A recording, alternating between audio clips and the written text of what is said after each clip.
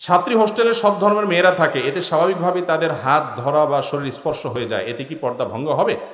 মেয়েরা মেয়েদের যদি হাত ধরে, সে যদি অন্য ধর্মেরও হয়, তাতে কোনো অসুবিধা নাই। আমাদের দেশে মানুষ এগুলো নিয়ে বাড়াবাড়ি করে। হিন্দু ভাইদের সাথে আমরা বসবাস করি, তাদেরকে কোনো খাবার হাদিয়া দিলেন, তাদের দেওয়া কোনো হাদিয়া হালাল হলে সেটা গ্রহণ করলেন, কোনো অসুবিধা। তাদের সাথে খোঁজ খবর নেবেন। নবী করিম সাল্লাল্লাহু আলাইহি ওয়াসাল্লাম অমুসলিমদের বাড়িতে গেছেন, যে খবর নিয়েছেন, অসুস্থ হয়েছে দেখতে গেছেন। এখন আমাদের সমাজে কোনো হিন্দু অসুস্থ হলে মুসলমানরা দেখতে যায়? নামাজের খবর নাই, রোজার খবর নাই, হক হালালের খবর নাই, এই সমস্ত ক্ষেত্রে এসে অনেক করে খাঁটি মুসলমান সাজে। অথচ এটা ভেজাল মুসলমানের কাজ। খাঁটি মুসলমানের কাজ হলো অন্য ধর্মের মানুষ হলো তাদেরকে যথাসম্ভব নিজের উত্তম আচরণ দিয়ে ইসলামের সৌন্দর্য প্রকাশ করতে হবে। আল্লাহ তাআলা আমাদেরকে তৌফিক দান করুন। অতএব যদি কোনো মেয়ের কোনো ছেলের সাথে এরকম আপনার কোনো মেয়ের সাথে, মুসলমান মেয়ে হিন্দু মেয়ের সাথে শরীরে টাচ হয়ে যায়, বা ছেলের একজন মুসলমান ছেলে একজন মুসলমান হিন্দুর সাথে টাচ হয়, কোনো অসুবিধা নাই, কোনো অসুবিধা নাই। আমরা অনেকে এগুলোকে অনেক খারাপ মনে করি, অথচ এগুলো খারাপ না ইসলামে।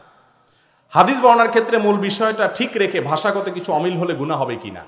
হাদিসের ক্ষেত্রে রেওয়ায়েত বিল মানা জায়েজ আছে, অর্থাৎ মূল মর্ম ঠিক রেখে আপনি আপনার ভাষায় বললেন, এটা জায়েজ আছে। কিন্তু এটা তাদের জন্য জায়েজ আছে যারা হাদিসের মূল মর্ম বুঝে। হেরফের হবে না। আপনি নিজে থেকে সেটার আপনার বর্ণনা শুরু করলেন, করতে গিয়ে হেরফের করে ফেললেন, তাহলে কিন্তু গুনাহ হবে। বিয়ের সময় স্ত্রীকে দেওয়া গহনা কি স্বামী বিদেশ যাওয়ার সময় বিক্রি করতে পারবে? খুবই গুরুত্বপূর্ণ একটি প্রশ্ন। বিয়ের সময় স্ত্রীকে গহনা দিয়েছেন, যদি সেটা মহারণা থেকে দিয়ে থাকেন, মহারণা থেকেই তো দেয় বেশিরভাগ, তাই না? এরপরে ওইটার মালিক কে হয়? স্ত্রী হয়ে যায়।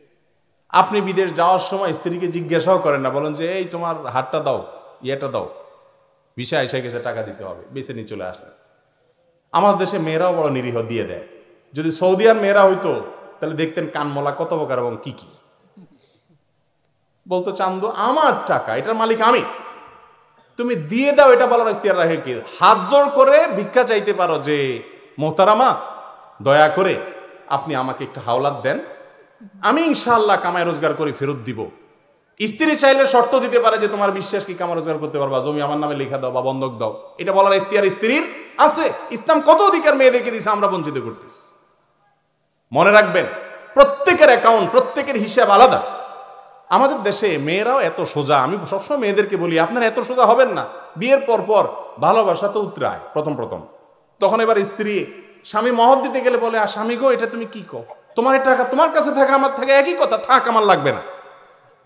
আজকে টেলিভিশনে এক বোন ফোন করছে, আমি উত্তর দিচ্ছিলাম, বলে যে হুজুর আমি দান সদকা করতে পারি না, এখন স্বামীর থেকে দিতে পারবো কিনা। অনেক মহিলারা জিজ্ঞাসা করে স্বামীর পকেট থেকে দিতে পারবো কিনা। একদিন এক ফোন থেকে 16 না 17 বার ফোন আসছে রমজান মাসে। আমি শুয়েছিলাম, উঠে দেখি যে 17টা মিস কল না 16টা জানি, কল ব্যাক করছে যে কোনো বিপদে পড়ছে।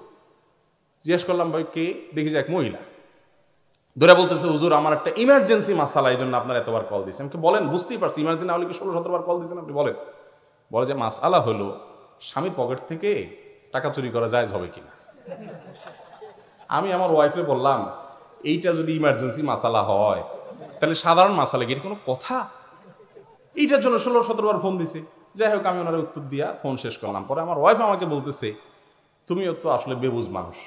বেচারির স্বামীর পকেটে হয়তো কোনোদিন টাকা থাকে না, বকিল, ওই মনে হয় চান্স ওই দিন পাইছে বেচারি, এই জন্য জরুরি এখনই জানতে হবে তার। তো তার জায়গায় চিন্তা করলে দেখবো এটা ঠিকই তার জন্য ইমার্জেন্সি।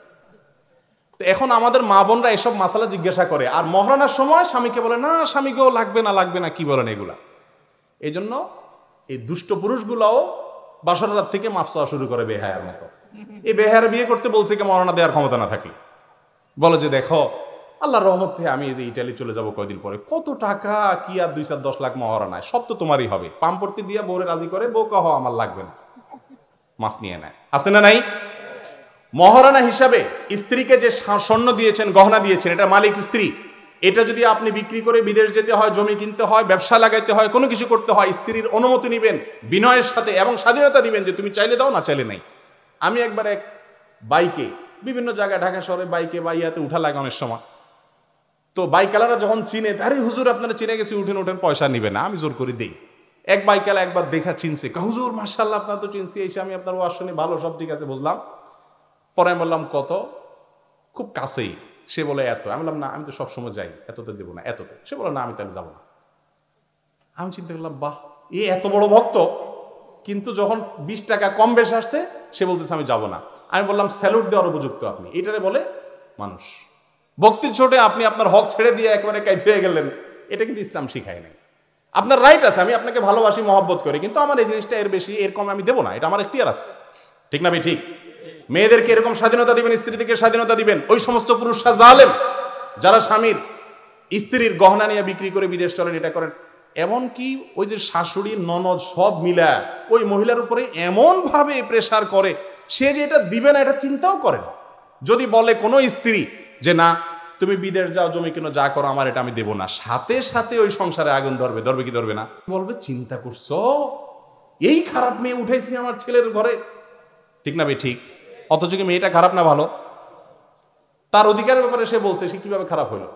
আমাদের সমাজে ন্যায় কথা অনেক সময় আমাদের সহ্য হয় না। আল্লাহ তাআলা আমাদেরকে বুঝদান করুন, বলুন আমিন। নামাজে কেরাত অথবা তাশাহুদ পাঠের সময় ভুল হলে শুদ্ধ করে আবার প্রথম থেকে। দেখেন, আমার আগের প্রশ্ন উত্তর শুনে আবার মহিলারা এত তেড়ামি করেন না যে স্বামী মরে যায় যাক আমি ছাড় দেব না। আমি বলছি অধিকার আছে, কিন্তু বোনরা যদি ছাড় দেওয়ার সুযোগ থাকে সেটা দেওয়া উচিত, সেটা ভিন্ন বিষয়। নামাজে কেরাত অথবা তাশাহুদ পাঠের সময় ভুল হলে শুদ্ধ করে আবার প্রথম থেকে বা কিছু আগ থেকে পড়লে কি সাহু সিজদা দিতে হবে? না, সামান্য একটু আপনি পড়তে গিয়া গড়বিল হয়ে গেছে, আবার একটু পেছন থেকে পড়েছেন, তাতে সিজদা সাহু দেওয়া লাগবে না। আমি একজন সাধারণ জেনারেল শিক্ষিত, আমি কলেজে পড়ি।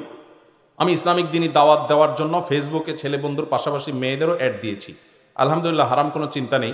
সঠিকভাবে দাওয়াত দেওয়ার জন্য এবং বোঝানোর জন্য আমি আপনাদের বিভিন্ন গুরুত্বপূর্ণ ভিডিও এবং বিভিন্ন হাদিস তাদের দিয়ে থাকি, এবং নিজে যতটুকু জানি তা থেকে বোঝানোর চেষ্টা করি। এদিকে আমার কোনো গুনাহ হবে? এটাও খুব দরকারি একটা প্রশ্ন। ফেসবুকে আজকাল ছেলে বন্ধুর সাথে মেয়ে বন্ধুরও পরিমাণ কম থাকে না। যদি কোনো মেয়ে বন্ধু রাখেন, তার সাথে ইনবক্সে কোনো অপ্রয়োজনে চ্যাট করবেন না। যদি চ্যাট করেন অযথা, প্রথম দিন হয়তো বলবেন আপা বাড়ি জানি কোন জেলায়, এরপরের দিন করবেন কি খাইছেন, এরপর আস্তে আস্তে নিচের দিকে নামবেন। ঠিক না ভাই? ঠিক। ইবলিসের কাজই হলো এটা। এই জন্য আল্লাহ বলছেন দূরে থাকো। আগে থেকে কি করতে হবে? দূরে থাকতে হবে। যদি নিজেকে শতভাগ নিয়ন্ত্রণ করতে পারেন, দাওয়াতের উদ্দেশ্যে রাখেন, তাহলে জায়েজ আছে। কিন্তু ভাইরা আমার, ফেসবুক এখন এমন ফিতনার কারণ হয়েছে, নামাজ পড়ে দাঁড়িয়ে রাখে, তলে তলে ইনবক্সে মেয়েদের সাথে চ্যাটে অনেক বদমাইশি লিপ্ত আছে না নাই? আল্লাহ তাআলা আমাদেরকে বেঁচে থাকার তৌফিক দান করুন। যুবক ভাইরা মনে রাখবেন, এই জীবনের সবচেয়ে মূল্যবান জিনিসটা চরিত্র, আর ইবলিস ওইটাই হরণ করতে চায়। সৎ চরিত্রবান যুবক এখন পাওয়া যায় না। নামাজি যুবক আছে, শতভাগ সৎ চরিত্রবান যুবক পাওয়া যায় না। আমার এক হুজুর কাকা আমাকে বলেছিলেন যে যারা নাকি নামাজ আদায় করে তারা নাকি কখনো জেনে শুনে গুনাহ করতে পারে না। কিন্তু আমার প্রশ্ন হচ্ছে, আমাদের এলাকার মুরব্বীরা 5 ওয়াক্ত নামাজও পড়ে, আবার বছর বছর যাত্রা পালাও করে, তাহলে কি তাদের নামাজ হচ্ছে না? এত সুন্দর সুন্দর প্রশ্ন কোত্থেকে আপনারা রেডি করে নিয়ে আসেন ভাইরে?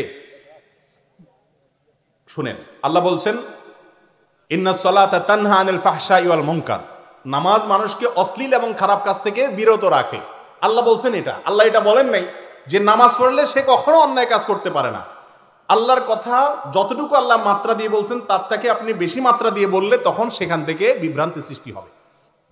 নামাজ পড়ার পরও যদি কেউ অন্যায় কাজ করে, প্রথমত বুঝতে হবে যে তার নামাজের মধ্যে ত্রুটি আছে। কি আছে? দ্বিতীয়ত মনে রাখতে হবে যে যে ব্যক্তির নামাজ পড়ার পরেও চুরি করে, ওর নামাজ না পড়লে ডাকাতি করত। নামাজ না পড়লে ডাকাতি করত। নামাজের কারণে এখন একটু কমছে। বুঝেন নাই কথা? একজন নামাজ পড়ার পরেও যাত্রাপালা করে, সে যদি নামাজ না পড়তো তাহলে তার চেয়ে খারাপটা করত। বুঝেন নাই কথা? অবশ্যই সালাত মানুষকে অন্যায় কাজ থেকে বিরত থাকে, তবে শর্ত হলো সালাতটা সেরকম প্রাণবন্ত হবে। আমি একটা কথা বলি, যখন আপনি সালাতে মনোযোগ দিবেন, আল্লাহর সাথে কথা বলবেন, আল্লাহুম্মা, হে আল্লাহ, এভাবে সম্বোধন করে করে বলবেন মনে মনে, আপনি দেখেন নামাজ পড়ার পরে আপনার ভিতরে একটা আত্মিক প্রশান্তি অনুভব হয়। আর যদি মুরগির ঠোকরের মতো উঠবস করে শুধুমাত্র ডিউটি পালন করে বের হয়ে যান, তাহলে ওই সালাদটা আসলে অর্থবহ কোনো সালাদ না। ঔষধে তো রোগ ভালো হয়, কিন্তু ঔষধ যদি ভেজাল হয় রোগ ভালো হবে? আল্লাহ তাআলা বোঝার তৌফিক দান করুন। হজ আদায় করার পর কাবাগর থেকে পিছপা হয়ে বের হওয়ার হুকুম কি? এবং আমাদের দেশে মাজার থেকেও দেখা যায় পিছপা দিয়ে বের হতে হয়, এটা কি জায়েজ আছে?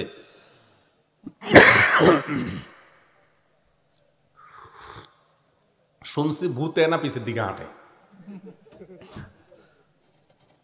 ভাই, কাবাতে আল্লাহর ঘর তওয়াফ করার পরে, দোয়া করার পরে, নামাজ পড়ার পরে এরকম পিছের দিকে হাঁটতে হবে এমন কোনো কথা নাই। এগুলো সম্পূর্ণ আমাদের মন গড়া কথাবার্তা। কোরআনে কারিমে তো নাই, কোনো হাদিসে এরকম কোনো নির্দেশ নেই।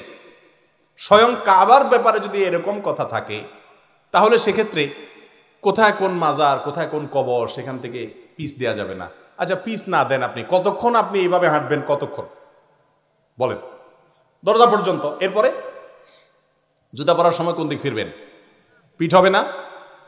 পিঠ তো পিঠ, এরপরে তো পুরা পথ পিঠ দিয়ে দিয়ে যাবে। আর যদি বলেন যে না আমি পিঠ দেবো না, এইভাবে যাই থাকবো, তাহলে তো আপনি গর্তে পড়বেন। যে ঠিক না বে ঠিক? ছোটবেলায় একবার মাইজবান্ডার গেছিলাম আমি, মাদ্রাসায় পড়ি তখন, হাটাজারি মাদ্রাসা গেছি, আর দেখার জন্য গেছিলাম আর কি। এখন দরবারে ঢুকছি, আমি তো আর নিয়ম যাই না, টুপি পকেটে ভরে নিয়েছি, কারণ 5 কিলো টুপি দেখলে নাকি মাইর দেয় শুনছি। পরে বের হওয়ার সময় এমনি দেখতে গেছি তামাশা কি করে না করে। বের হওয়ার সময় আমি তো নর্মালভাবে বের হচ্ছি, এক খাদে ভাই আমার দিছে এক ধমক, বেয়াদব ফিরো। বাবার দিকে পিঠ দিছি, বাবা বসে আছে, সবাই সেজদা করতেছে না। এরপরে ওই পিঠ দিয়ে দিয়ে আমারে বাইর করছে, কিছু উপায় নাই, পিঠ দিয়ে বাইর হয়েছি। বাইরে এসে জুতা নিয়ে চলে আসছে।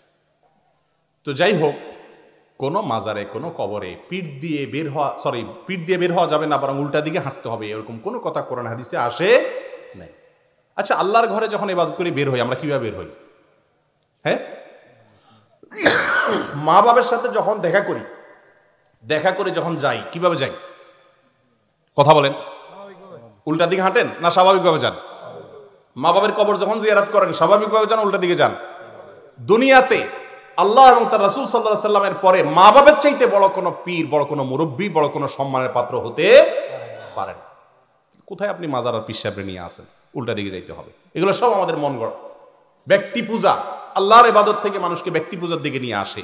এই ললাট শুধু পড়বে আল্লাহর দরবারে, মানুষ সম্মানিত, মানবতার অপমান, মানুষ ছাড়া অন্য কারোর সামনে কপাল ঠেকতে পারে না। সেও গোলাম আল্লাহর, আমিও গোলাম আল্লাহর। কিভাবে তাকে আমি সেজদা করতে পারি? আমি সেজদা নিবেদন করবো আমার মালিকের জন্য একমাত্র। আল্লাহ তাআলা আমাদেরকে বুঝার তৌফিক দান করুন। যে সমস্ত ভাইয়েরা কবরে মাজারে সেজদা করেন, আল্লাহকে ভয় করবেন। এর ফলে ইসলাম থেকে খারিজ হয়ে যায়, শিরকের অপরাধ আল্লাহ তাআলা মাফ করবেন না, এটা ক্ষমার অযোগ্য। 3 ধরনের মামলা কিয়ামতের ময়দানে উঠবে। মুসনাদ আহমদের হাদিসে আসছে, নবী সাল্লাল্লাহু আলাইহি ওয়াসাল্লাম বলেছেন, তার একটা হলো শিরকের অপরাধ, বিনা হিসাবে জাহান্নাম, কোনো শুনানি হবে না। আর যা করতে পারেন না পারেন, খবরদার শিরক করবেন না। কোনো মানুষকে আল্লাহর সমকক্ষ বানাবেন না। যিনি কবরে শুয়ে আছে তিনি একজন মানুষ, আল্লাহর প্রিয় বান্দা হলে তার জীবন আদর্শ গ্রহণ করেন, কিন্তু তাকে সেজদা করে আপনি আখিরাতে তো দুনিয়ার দূরের কথা, দুনিয়াতেও কিছু পাবেন না। আল্লাহ তাআলা আমাদেরকে বুঝার তৌফিক দান করুন। আমরা বুজুর্গ নেককারদের কবরে যে জিয়ারত করব, তাদের জন্য শান্তির দোয়া করব, কিন্তু তাদের ক্ষমতা নাই কবরে বসে বসে আমাদের কোনো উপকার করার আছে? এরপরের প্রশ্ন, হজ আদায়ের পর কাবাঘর থেকে যে এটা গেছে, অপ্রাপ্তবয়স্ক কোনো ছেলে বা মেয়ে তার বাবা মায়ের সাথে হজ করলে তাহলে কি তার ফরজ হজ আদায় হবে? পরবর্তীতে প্রাপ্তবয়স্ক হওয়ার পর কি তার পুনরায় হজ করতে হবে কিনা? করতে হবে। বাবা মার সাথে ছোটবেলায় হজ করেছেন, এটা কাউন্টেবল না, এটাতে ফরজ হজ আদায় হবে না। কারণ বালেগ হওয়ার আগ পর্যন্ত তার অ্যাকাউন্টই তো ওপেন হয় নাই। অ্যাকাউন্ট ওপেন হয়েছে বালেগ হওয়ার পরে। এরপরে যদি তার নিজের কামাই করা টাকা দিয়া অথবা বাপ থেকে প্রাপ্ত টাকা দিয়া যেভাবে হোক সম্পদের মালিক হয় হালাল উপায়ে, তাহলে তারপরে কি হবে? হজ ফরজ হবে। নতুন করে তাকে হজ আদায় করতে হবে। ছোটবেলায় করছে, ওইটার সব বাপ মা পাবে যদি তাদের টাকা দিয়ে তারা নিয়ে থাকেন। আমার মা নেই, আমি কলেজে পড়ি। আমার বাবা আরেকটা বিয়ে করেছেন। আমার 2 বোন এবং সৎ বোনরাও রয়েছেন। আমাদের পরিবারের কেউ ইসলামিক মাইন্ডের না, তারা কেউ পর্দা করে না। আমি যদি ইসলামিকভাবে পর্দার সাথে থাকতে চাই তাহলে আমার বাবা আমাকে বাধা দেন। এখন আমি কিভাবে কি করব? আমার বাবা দিনী ছেলের সাথে বিয়ে দিতে চান না, এতে আমি কি নিজে পাত্র নির্বাচন করতে পারবো কিনা দিন ইসলাম দেখে? এই প্রশ্ন আমাদের হাজারো বোনদের। আমি বলি, ওই লোকের চাইতে বড় কপাল পড়া কে যে এরকম একটা মেয়ে পাইছে, যে মেয়ে নিজের চরিত্রকে হেফাজত করতে চায়, যে মেয়ে আল্লাহর হুকুম মতো চলতে চায়, তারপরও বাপে চায় সে আল্লাহর হুকুমের বাইরে চলুক। এর চাইতে কপাল পড়া বাপ আর কে হতে পারে? কত বাপ আমাদের কাছে এসে কান্নাকাটি করে। গতকালকে এয়ারপোর্টে এক ভদ্রলোক লন্ডন থেকে আসছেন, উনিও যাচ্ছেন সিলেট, আমিও যাচ্ছি সিলেট। আমাকে ধরছে, হুজুর খুব কাঁদছে, খুব কাঁদে দিস। আমার খুব তাড়াহুড়া ছিল, আমার ফ্লাইটের টাইম হয়ে গেছে। তারপর সে আমার ছাড়ে না, বলে হুজুর একটু আপনারা পাইছি। বলি কি যে? বলো যে আমার ছেলেটা, সে 5 ওয়াক্ত নামাজ পড়তো, আমার কথা শুনতো, এখন সে নামাজও পড়ে না, আমাদের কথা শোনে না, বেয়াদব হয়ে গেছে, নষ্ট হয়ে গেছে। আমাদের স্বামী স্ত্রীর জীবনটা জাহান্নাম হয়ে গেছে, জীবন্ত কষ্টের চোটে।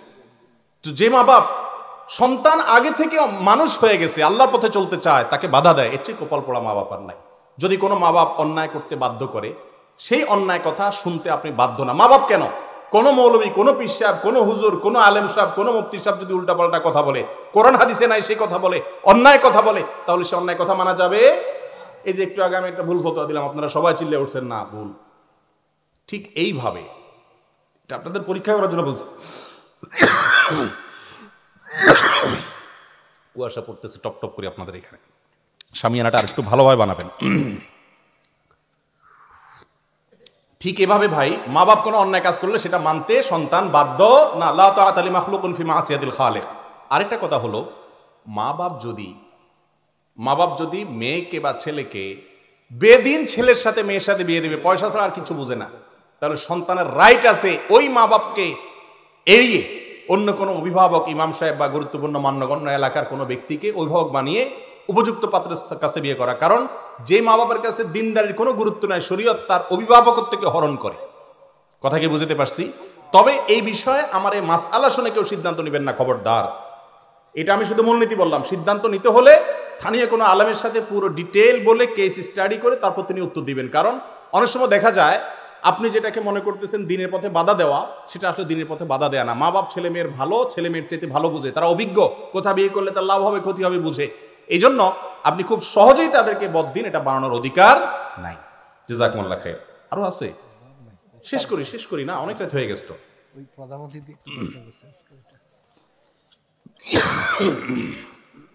আরব দেশে ইমাম সাহেবের পেছনে সূরা ফাতিহা পড়ে, আমাদের দেশে প্রায় সূরা ফাতিহা ইমামের পেছনে পড়ে না। সঠিক কোনটা? এইসব মাসআলার ক্ষেত্রে সরাসরি সঠিক বেঠিক এটা নিরূপণ করা যাবে না, কঠিন। কারণ হলো এই মাসআলাগুলো সারা বিশ্বের বড় বড় ইমামদের ইজতিহাদ বা গবেষণাগত মত পার্থক্য, প্রত্যেকটা গবেষণার সপক্ষে উপযুক্ত দলিল কোরআন হাদিসের আছে। আপনি যদি মনে করেন যে না এটা ঠিক আর ওটা পুরা রং, তো এইভাবে ডিসকারেজ করা এটা সালাফের কোনো নিয়ম না। যারা ইমামের পেছনে সূরা ফাতিহা পড়েন না বা ইমামের ফাতিহাটাকে মুক্তাদির ফাতিহার জন্য যথেষ্ট মনে করেন, তাদের এটার সপক্ষে কোরআন হাদিস থেকে যথেষ্ট দলিল আছে। এরা তারা মন গড়া বনেন আর বাড়ির থেকে এনে বলছেন, ব্যাপারটা সেরকম না। এই জন্য এই জিনিসগুলো নিয়ে অমুকের নামাজ হয় না, অমুকের নামাজ হয়, যারা এরকম বলেন তারা বিভ্রান্তির মধ্যে আছেন, বিভ্রান্ত করছেন। আল্লাহর রাস্তায় এটা করবেন না। সাহাবা ইকরামের মধ্যে ইখতিলাফি মাসআলা ছিল, কিন্তু এগুলোর ভিত্তিতে একে অন্যকে এভাবে ডিসকারেজ করতেন না। মুআবিয়া রাদিয়াল্লাহু তাআলা আনহু, তার সাথে আব্দুল্লাহ ইবনে আব্বাস রাদিয়াল্লাহু তাআলা আনহু, নাজন আব্দুল্লাহ ইবনে মাসউদ রাদিয়াল্লাহু তাআলা আনহু, সমত আব্দুল্লাহ ইবনে আব্বাস রাদিয়াল্লাহু তাআলা একটা মাসআলা নিয়ে মতপার্থক্য ছিল বিতির নিয়ে। তো মুআবিয়া রাদিয়াল্লাহু তাআলা তখন শাসক। তার সময়ে মসজিদে নববীতেই আব্দুল্লাহ ইবনে আব্বাস রাদিয়াল্লাহু তাআলা আনহু নামাজ পড়লেন যেটাকে মুআবিয়া রাদিয়াল্লাহু তাআলা নামাজ পড়লেন যেটাকে আব্দুল্লাহ ইবনে আব্বাস সঠিক মনে করেন না। তখন লোকেরা ওনাকে যায় বলল, হুজুর আপনি না বলছেন এটা সঠিক না, ওই যে উনি করতেছে। উনি সাথে সাথে জবাব দিয়েছেন, দাউহু ইন্নাহু ফাকিহ। আরে তারটা তাকে করতে দাও, তিনি একজন ফকিহ, সে না জানায় করতেছে না। আর আজকে আমরা এগুলো নিয়ে সমাজের মধ্যে গন্ডগোল বাঁধাই। আরব দেশে উলামা ইকরাম এর পেছনে সূরা ফাতিহা পড়া লাগবে না যে বলে, এর সপক্ষে যথেষ্ট দলিল আছে, স্ট্রং ভিত্তি আছে, এগুলো ভুইপড় না। আবার হানাফি মাযহাবের উলামা ইকরাম যে বলেন যে ইমামের সূরা ফাতিহাই যথেষ্ট, শুনলেই চলবে আর পড়া লাগবে না, সেটার সপক্ষ যুক্তি আছে। আপনি যদি দলিল প্রমাণ অ্যানালাইসিস করার সুযোগ থাকে, ক্ষমতা থাকে এবং আপনি কোরআন হাদিস জানার আগ্রহ থাকে, আপনার আগ্রহ থাকা উচিত, তাহলে আপনি যদি সেটা অ্যানালাইসিস করে দেখেন যে না এই দলিলটা আমার কাছে যুক্তিসঙ্গত মনে হচ্ছে না, আর আপনার যদি সেই সালাহিয়াত থাকে, তাহলে সেক্ষেত্রে আপনি সেটা গ্রহণ করতে পারেন। আমি কি বুঝাইতে পারছি? যদিও সেটা নিয়েও ইখতিলাফ আছে, কিন্তু এই ইখতিলাফগুলোর কারণে কারোর নামাজ হচ্ছে কারোর হচ্ছে না, এরকম ডিভাইডেশনের সুযোগ নাই। ইসলাম এর সৌন্দর্য রেখেছে, এ নিয়ে অনেক আলোচনা করা দরকার, কিন্তু সংক্ষেপে শুধু একটা ঘটনা বলি। বনু কুরাইজার অভিযানের সময় নবী করিম সাল্লাল্লাহু আলাইহি ওয়াসাল্লাম সাহাবীদেরকে পাঠাইছেন, যাও আসর ওখানে গিয়ে পড়বা, ওইখানে যাওয়া ছাড়া আসর পড়বা না। পথে আসরের সময় যায় হয়ে গেছে, কিছু সাহাবী বলতেছে না নামাজের রক্ত চলে যাচ্ছে, আমরা নামাজ পড়ি। রাসূল ওখানে যায় পড়তে বলছেন, মানে হলো তাড়াতাড়ি যেতে বলছেন, কিন্তু ওয়াক্ত চলে গেলেও পড়বো না, এটা উনি বুঝান নাই। এই জন্য সাহাবীরা কিছু নামাজ পড়ে ফেলছেন, আসরের নামাজ, আর বাকি সাহাবীরা বলছেন না, রাসূল সাল্লাল্লাহু আলাইহি ওয়াসাল্লাম বলছেন ওখানে গিয়ে পড়তে, আমি ওখানে গিয়ে পড়বো, আমি রাসূল সাল্লাল্লাহু আলাইহি ওয়াসাল্লামের কথার বাইরে যাব না। ওয়াক্ত থাকুক না যাক, রাসূল বুঝবে আল্লাহর সাথে, আমি রাসূলের কথা মানবো, আল্লাহ আমাকে রাসূলের কথা মানতে বলছে। তারা ওখানে গিয়ে আসর পড়ছেন, বুঝেন, কিন্তু ওয়াক্ত হয়ে শেষ হয়ে গেছে, মাগরিবের রক্ত হয়ে গেছে, তারপরে গিয়ে আসর পড়ছে। এবার ওই ঘটনা যখন কেস নবী করিম সাল্লাল্লাহু আলাইহি ওয়াসাল্লামের আদালতে উঠলো, ইয়া রাসূলুল্লাহ আমাদের মধ্যে গন্ডগোল হয়েছে, কিছু লোক এটা করছে, কিছু লোক এটা বলছে, তিনি সবার নামাজ হয়ে গেছে এই মর্মে কারেক্ট দিছে। দেখছেন? অথচ অবশ্যই একটা সঠিক আর একটা ভুল হওয়ার কথা, ঠিক না? কিন্তু ইজতিহাদি ভুল। এই জন্য আল্লাহ নবী সাল্লাল্লাহু আলাইহি ওয়াসাল্লাম কি করছেন? এলাও করছেন। এই জন্য এগুলা নিয়ে আল্লাহর ওয়াস্তে নিজেদের মধ্যে গন্ডগোল ফাসাদ করবেন না। আপনি কোনো আলেমের আপনার দলিল প্রমাণ বিশ্লেষণটা আপনার কাছে যুক্তিসঙ্গত মনে হচ্ছে, আপনি আমল করছেন, করেন, কিন্তু আরেকজন আলেমকে ডিসকারেজ করার সুযোগ এই জাতীয় ক্ষেত্রে নাই। হ্যাঁ, কিছু আছে যেগুলোর কোনো ভিত্তিই নেই, সেগুলোর কথা ভিন্ন, সেগুলো বাতিল, এক কথায় বাতিল। কিন্তু যেগুলোর ভিত্তি আছে গ্রহণযোগ্য, স্কলারদের মতো পার্থক্য। এক ডাক্তার লিখছে নাপা, আরেক ডাক্তার লিখছে প্যারাসিটামল অন্য কোনো গ্রুপ, আপনি একটাকে ভুল বলতে পারেন না, গ্রুপ এক। কথা কি বুঝাইতে পারছি? আমি অনার্স দ্বিতীয় বর্ষের ছাত্র, আমার বয়স 22 বছর। আমার মনে হচ্ছে আমার এখন বিয়ে করে ফেলা উচিত, নতুবা আমি মারাত্মকভাবে ফিতনায় পড়ে যেতে পারি। তাই মাকে এই বিষয়ে জানানো হলে মা বলল, এখনই কি আরও তো সময় আছে, এখন আমার কি করা উচিত? সব জায়গায় গেলে কি ইচ্ছাকৃতভাবে এই প্রশ্নগুলো আমার হাতে তুলে দেন কিনা আমার বুঝে নাই আপনারা। এত বাছাই করে আবার এই যে আমি তো দেখি নাই, ভাই ঢুকে দিছেন, আমি দেখলে তো উত্তর দিতাম না, কারণ এই প্রশ্ন উত্তর সব জায়গায় দিচ্ছি। অনেক সময় যুবকরা বলেন, হুজুর একটা আমল শিখাই দেন, দোয়া শিখাই দেন, যে দোয়া পড়লে মা বাবার দিল মোমের মতো গরম হয়ে তাদের বিয়ে করে দিবে। আমি বলি, বাবারে, বিয়ে করার আমল কি জানেন? বিয়ে করার আমল হলো ভালো করে একটা চাকরি নেন, কাজ করেন, একটা ব্যবসা ধরেন, পরিশ্রম করেন, মাথার ঘাম পায়ে ফেলেন এবং ভালো করে উপার্জন করেন। যখন 2 হাত ভর্তি হালাল উপার্জন করবেন, পরিশ্রম করে উপার্জন করবেন, তখন বাপ তো বাপ, মা তো মা, মেয়ের বাপেরা পাগল করে ফেলবে আপনার বাপ মাকে বিয়ে দেওয়ার জন্য, ঠিক না বে ঠিক? এখন অনেক পোলাপাইন আছে, কাজ কাম করবে না, চাকরি বাকরি করবে না, শুধু হুজুরের কাছে দোয়া নিবে কোনাকুনি যায় বিয়ে করে ফেলানোর জন্য। অনেক ছাত্র আছে বলে, হুজুর পরীক্ষার সময় হুজুর একটু শিখে দেন, দোয়া শিখাই দেন, যাতে পরীক্ষা সহজ হয়ে যায়। সারাদিন পড়বো না, পাবজি গেম খেলবো আর ওই দোয়া পড়ে পরীক্ষার হলে জিতে যাবো। এই 2 নাম্বার ইসলামে নেই। আপনি পরিশ্রম করবেন, সাধনা করবেন, এরপর আল্লাহর কাছে দোয়া করবেন। কথা কি বুঝাতে পারছি? যুবক ভাইরা, উপার্জন করেন মনোযোগ দিয়ে এবং হারাম থেকে, জেনা থেকে বাঁচার জন্য, চোখের হেফাজতের জন্য সমস্ত উদ্যোগগুলো নেন। সেই সাথে মুরব্বীদেরকেও বলবো, উপযুক্ত পাত্র বা পাত্রী পেলে ছেলে মেয়েকে বিয়েতে দেরি করবেন না। যদি দেন আর তারা গুনাহে লিপ্ত হয়, আপনারা গুনাহগার হবেন। এই প্রশ্নটা খুব ভালো প্রশ্ন, মাশাআল্লাহ, কিন্তু বোঝা যাচ্ছে না যে এই প্রশ্ন দ্বারায় কাউকে খোঁচাইতে চাচ্ছেন তিনি। আলহামদুলিল্লাহ। প্রশ্ন হলো, রাগ নিয়ন্ত্রণের সুন্নাহ পদ্ধতি ও গুনাহ মাফের কিছু আমল সম্পর্কে জানতে চাই। রাগ মানুষের মধ্যে আছে সৃষ্টিগতভাবে। যার মধ্যে কোনো রাগ নাই তার কোনো মূল্যই নেই। রাগ থাকতেই হবে। একেবারে যদি আপনি বেদা মাছের মতো হন, আছে না এক প্রকারের মাছ, বাইলা মাছ, বেদা মাছের মতো চুপচাপ একদম, একেবারে আপনার ভিতরে কোনো অবস্থার পরিবর্তন হয় না। ছেলে আকাম করে, মেয়ে কুকাম করে, পরিবারের লোকেরা উল্টাপাল্টা করে, অধীনস্থ লোকেরা ঝামেলা করে, গুনাহের কাজ করে, নামাজ পড়ে না, আপনার শরীরে কোনো খবর হয় না। আছে না এরকম লোক? এই লোকের কোনো প্রশংসা নেই। আল্লাহ বলেছেন, ওয়াল কাযিমিনাল গাইজ, যারা রাগকে সংবরণ করে। সংবরণ মানে কি? রাগরে আটকায় রাখে। আল্লাহ এটা বলে নাই ওয়াল আদিমিনাল গাইজ, যাদের রাগ নাই। আল্লাহ এটা বলে নাই। রাগ থাকতে হবে, কিন্তু রাগরে কি করতে হবে? কন্ট্রোল করতে হবে। রাগ কন্ট্রোল না করতে পারলে বেইজ্জত হওয়া লাগে। জীবনে একটু চোখ বন্ধ করে সবাই যদি চিন্তা করেন কয়েক সেকেন্ডের জন্য, দেখবেন কতবার জীবনে ধরা খাইছেন, বেইজ্জত হইছে, শরম পাইছেন, উল্টা পাল্টা চেতাচেতি করে। শ্বশুরবাড়িতে কাস্টমারের সাথে, বন্ধু বান্ধব হারাইছেন, মা বাবার সাথে করে পরে শরম পাইছেন। এরকম হয়েছে না? হয় নাই? এই জন্য ওই যে বাংলা একটা কথা বিভিন্ন জায়গায় লেখে না, রেগে গেলেন তো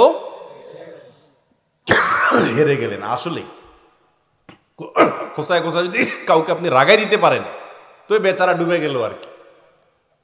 আল্লাহ তাআলা আমাদেরকে রাগ নিয়ন্ত্রণ করার তৌফিক দান করুন। শরীরের রাগ উঠবে, মাথায় রক্ত উঠবে, কিন্তু এরপরেও ঠান্ডা মাথায় ব্যাপারটা ডিল করব। মাথা গরম করে হুটহাট করে কিছু করব না বা বলবো না, তাহলে আফসোস করতে হবে। ঠিক না বে ঠিক? এই যে ব্রাহ্মণবাড়িয়াতে কয়দিন পরপরই আপনাদের এলাকায় মারামারির খবর শুনি, আমাদের খুব শরম লাগে। ও আপনাদের এলাকা না ভাই, দুঃখিত, সারা বাংলাদেশ। আচ্ছা, ব্রাহ্মণবাড়িয়া তো বাংলাদেশে একটা এলাকা, অতএব ভাগ না করে বলি, আমার দেশি ভাইদের মধ্যে যে এই সমস্যাটা হয়, বদনামি হয়, তখন আমাদের কারোর কাছে ভালো লাগে না, আমাদের সবার কাছে কষ্ট লাগে, ঠিক না? এগুলো কেন হয়? মারামারিগুলো কেন হয় বলেন তো? এর আগের কারণে কোনো একটা ঝামেলা তৈরি হয়েছে, মাথায় রক্ত উঠছে, দিলাম ঠুস ঠাস মাইরা, এরপরে জেলের ভাত খাও, ফাঁসির কাষ্টে ঝুলো, বিপদের মধ্যে পড়ো, ঠিক না বে ঠিক? নবী করিম সাল্লাল্লাহু আলাইহি সাল্লাম একবার এক ব্যক্তিকে দেখলেন, তার মাথায় রাগ উঠছে, অনেক রাগ। তখন তিনি দূর থেকে তাকে শুনে শুনে আরেকজনকে বলছেন, ইন্নী লাআলামু কালিমাতান, আমি একটা বাক্য জানি, যে বাক্যটা এই লোকটা এখন বললে তার রাগ পানির মতো ঠান্ডা হয়ে যাবে। সে বাক্যটা হলো আউযু বিল্লাহি মিনাশ শাইতানির রাজিম। কারণ শয়তান মূলত মানুষের মধ্যে রাগ ক্রোধ সৃষ্টি করে নিয়ন্ত্রণহীন করে দেয় মানুষকে। তখন ওই যে নবী সাল্লাল্লাহু আলাইহি ওয়াসাল্লাম তাকে শুনে শুনে বলছেন, ডাইরেক্ট বলতে যান নাই কেন? কারণ রাগের মাথায় যদি আপনি কাউকে বলতে যান ভাই ঠান্ডা করেন, আউযুবিল্লাহ পড়েন, একটা বক্সিং মেরেও দিতে পারে আপনারে, ঠিক না? ঠিক। কারণ মাথা যখন গরম ওঠে তখন এই ওয়াজ নসিহত শোনার মতো মানসিকতা থাকে না, মানুষ শয়তান তো নষ্ট করে দেয় মাথা। এই জন্য আউযুবিল্লাহি মিনাশ শাইতানির রাজিম পড়লে কি হয়? রাগ কমে। দাঁড়ানো অবস্থার মাথা গরম হইলে বসে গেলেও রাগ কমে, বসা অবস্থা মাথা গরম হইলে শুয়ে গেলেও রাগ কমে। ছোট ছোট পিচ্চি পোলাপানের রাগ হয় অনেক বেশি, এদেরকে আউযুবিল্লাহ পড়ে পড়ে ফু দিয়া যা খানা পিনা দিবেন, পানি দিবেন, এগুলোতে দিবেন, ইনশাআল্লাহ রাগ কমবে। আল্লাহ তাআলা আমাদেরকে রাগ নিয়ন্ত্রণ করার তৌফিক দান করুন। একবার সাহাবীরা এক জায়গা দিয়ে যাচ্ছে, কুস্তি বা ওই যে আপনার এই বলি খেলা টাইপের একটা খেলা চলতেছে। তো এক বাহাদুর পলোয়ান সবাইকে কম্পিটিশনে চলতেছিল, সকল প্রতিযোগীকে সে হারাই দিছে, তাকে কেউ হারাই দিতে পারে না। তো সবাই খুব বাহবা দিচ্ছে, বাবারে মারাত্মক বীর। নবী করিম সাল্লাল্লাহু আলাইহি ওয়াসাল্লাম তখন বলেছেন, লাইসা শাদীদু বিসসুরআহ, এই যে কাত করে ফেলতেছে একটার পর একটা সবগুলাকে, অনেক শক্তি আছে তার শরীরে, এটা আসল বীর না, আসল বাহাদুর না। আসল বাহাদুর কে জানো? আসল বাহাদুর হলো যে ব্যক্তির রাগ ওঠার পরে ধরে রাখতে পারছে, ঢিলার মতো ছেড়ে দেয়নি। ডায়রিয়ার রোগী যখন ডায়রিয়া চরম পর্যায়ে চলে যায় ধরে রাখতে পারে না, তাই না? বেগ আসে এমনি সে তার অজান্তেই বের হয়ে যায়, কাপড় চোপড় নষ্ট হয়ে যায়, ঢিলা, ঠিক না? যাদের রাগ উঠলে ডাইরেক্ট হয়ে যায়, কি বলে কি করে নিজের টের পায় না, এটা এরকম ঢিলা। কথা কি বুঝাতে পারছেন? যখন রাগ উঠে মাথাটা নষ্ট হয়ে যায় তখন নিজে নিজে কল্পনা করবে যে আমি তো ওই ডায়রিয়ার রোগীর মতো অবস্থা, আমার এখন গরম হয়েছে শরীরটা, আমি ছেড়ে দিলাম, শেষ। আর যদি ধরে রাখতে পারেন, কন্ট্রোল করে হজম করতে পারেন, হাসি মুখে শেষ, যা হবে পরে হবে, মাথা আগে ঠান্ডা হোক, তাইলে আপনি বাপের বেটা, আসল বীর, আসল বাহাদুর, ধরে রাখতে পারছেন। আল্লাহ তাআলা আমাদেরকে রাগ নিয়ন্ত্রণ করার তৌফিক দান করুন। এরপরে প্রশ্ন, আপনি প্রায় সময় যৌতুকের বিরুদ্ধে অনেক শক্ত বক্তব্য দেন, কিন্তু যে সমস্ত মেয়ের বাবারা লক্ষ লক্ষ টাকা মোহরের দাবি করেন, তাদের কারণে ছেলেরা বিবাহ করতে পারে না, তাদের ব্যাপারে কেন কিছু বলেন না? ভাই কিছু বলি না এই কথা সত্য না, মুশকিল হলো যার যে ওয়াজ পছন্দ সে সেটা বেশি শুনে, বেশি শেয়ার করে, বেশি লাইক দেয়। হয়তো মেয়েদের পক্ষের লোকজন একটু বেশি আজকাল, এই জন্য তাদের ওয়াজগুলা বেশি ছড়ায়। এটা তো ঠিক, যে সমস্ত মেয়ের বাবারা এমন এমন মোহর দাবি করেন যে দাবির কারণে হক হালালি পথে চলা ছেলেরা তাদের কপালে, তাদের নসিবে আসে না, এরা তো কপাল পোড়া, মোটা অঙ্কের একটা মোহরের ফিগার পাইছে কিন্তু সৎ ছেলে পাই নাই, এর চাইতে বড় কপাল পোড়া আর কে হতে পারে? মনে রাখবেন, ইন্না আযামান নিকাহি বারাকাতান আইসারুহা মাউনা, ওই বিবাহ সবচেয়ে বরকতময় যে বিবাহের মধ্যে মহারণা সহনীয় পর্যায়ে থাকে। আপনি যে ছেলের কাছে বিয়ে দিবেন, আপনি জানেন তার মাসে 20-25 হাজার টাকা ইনকাম, কিন্তু মহারণা 10 লাখ টাকা আপনি কোন মুখে দাবি করেন? কোন মুখে দাবি করেন? আবার নিজে হয়তো নামাজি কালামি দাঁড়িয়ালা সৎ, কিন্তু পয়সা ছাড়া কিছু চিনে না। তো এদের কারণে জেনা আম হচ্ছে, ব্যাপক হচ্ছে, বিবাহ কঠিন হচ্ছে। মোহরকে সহজ করবেন, মোহরকে সহজ করবেন। যদি মোহর বেশি হওয়াটা গর্বের বিষয় হতো তাহলে মুহাম্মদ সাল্লাল্লাহু আলাইহি সাল্লামের মেয়েদের মোহর সবচেয়ে বেশি হতো, ঠিক না? ঠিক। আপনার মেয়ে কি মুহাম্মদ সাল্লাল্লাহু আলাইহি সাল্লামের মেয়ে ফাতেমার চাইতে বড় দামি হয়ে গেছে? তাহলে আপনার মেয়ের মহারণা কিভাবে আপনি বেশি দাবি করেন? মুরব্বীরা ভালো করে শুনে রাখেন, অনেকেই মহারণা বেশি ধরেন এ উদ্দেশ্যে যে বিয়ে ভেঙে গেলে যাতে বেশি করে টাকা পায়, ছেলে যাতে তালাক দিতে না পারে আমার মেয়েকে। তালাক দিতে না পারলে তো আপনার বিপদ, কারণ মেয়েটারে তখন কুরে করে মারবে, যেটা ছাড়াও যায় না রাখাও যায়, ঠিক না? ঠিক। যে বিয়ের আগে থেকেই ছাড়ানোর চিন্তা, তালাকের চিন্তা, সে বিয়েতে বরকত কোত্থেকে আসবে? মুরব্বীদের এই বিষয়ে তাদের চিন্তার পরিবর্তন হতে হবে। মনে রাখবেন, ছেলেটা ভালো কিনা, পরিবারটা ভালো কিনা, এটা হলো মূল বিষয়। নবী সাল্লাল্লাহু আলাইহি ওয়াসাল্লাম বলেছেন ফাজফার বিজাতিদ দ্বীন, দ্বীনদারি ঠিক আছে কিনা এটা দেখবেন এক নম্বরে। এরপরে পয়সা কড়ি থাকলে ভালো, না থাকলেও ভালো। আজকাল মুরব্বীরাও বলে কি, মেয়েরা অনেক সময় দিনদার ছেলেকে বিয়ে করতে চায়, বলে আরে এই ছেলে বড় ব্যাংকে চাকরি করে, নামাজ কালাম পড়ে না, ওটা তুমি বানায় নিবা, রেডি করে নিবা, ওইটা হয়ে যাবে। এইটা বলে না এই ছেলের উপার্জন নাই, পয়সা করি নাই, ছেলেটা ভালো, নামাজ কালাম পড়ে, দিনদার, পয়সাটা হয়ে যাবে, এটা বলে না। পয়সাটা আগে চাই, এরপরে দিনদারিটা হয়ে যাবে। কেন দিনদারি হয়ে যাবে সে রিস্কে আমি কেন থাকবো? আমি দিনদারিটা আগে চাই, এরপরে পয়সা হইলে হবে, না হলে না। ঠিক না ভাই? ঠিক। দেখেন, যে সমস্ত বাবা মা দিনদার ছেলে দেখে বিয়ে দেন, পয়সা করি চান না, আল্লাহ রাব্বুল আলামিন তাদের মেয়েদেরকে বেশিরভাগ ক্ষেত্রে সুখে রাখে, আলহামদুলিল্লাহ। একটা ছেলে যখন আল্লাহর ভয় তার মধ্যে থাকবে, হালাল হারাম বুঝবে, কোরআন হাদিসকে অনুসরণ করবে, সে আর যাই হোক কোনো মেয়েকে জুলুম নির্যাতন করতে পারে না। যদি করে সেটা হবে হাজারে দু চারটা বিচ্ছিন্ন ঘটনা। ঠিক না ভাই? ঠিক। আর যার মধ্যে আল্লাহর ভয় নাই সে ঠিকই জুলুম করবে। অবশ্য অনেক ছেলে নামাজ কালাম পড়ে আবার শ্বশুরবাড়ি থেকে যৌতুক আশা করে, এ অমানুষও কম বেশ আছে। অতএব আমাদের সবাইকে হারাম থেকে বেঁচে থাকতে হবে। ছেলেরা যেরকম যৌতুক দাবি করবেন না, মেয়ের বাবারাও এরকম মোটা অঙ্কের মোহর হাঁকাবেন না। কিয়ামতের ময়দানে আল্লাহর কাছে ধরা খাবেন এগুলোর জন্য, মনে রাখবেন। যদি আপনি মোটা অঙ্কের মোহরের জন্য মেয়ের বিবাহকে বিলম্ব করেন, অনেক বাপরা আছে বিয়ে দিতেই চায় না, উপযুক্ত ছেলে পাওয়ার পরও দেয় না, শুধুমাত্র পয়সার দিকে তাকায়। আল্লাহ তাআলা আমাদের মুরব্বীদের হেদায়েত দান করুন। জামাত শুরু হয়ে 1-2 রাকাত শেষ হয়ে গেলে কিভাবে জামাতে অংশগ্রহণ করব? বিশেষ করে ইমাম সিজদারতে থাকলে কি করব?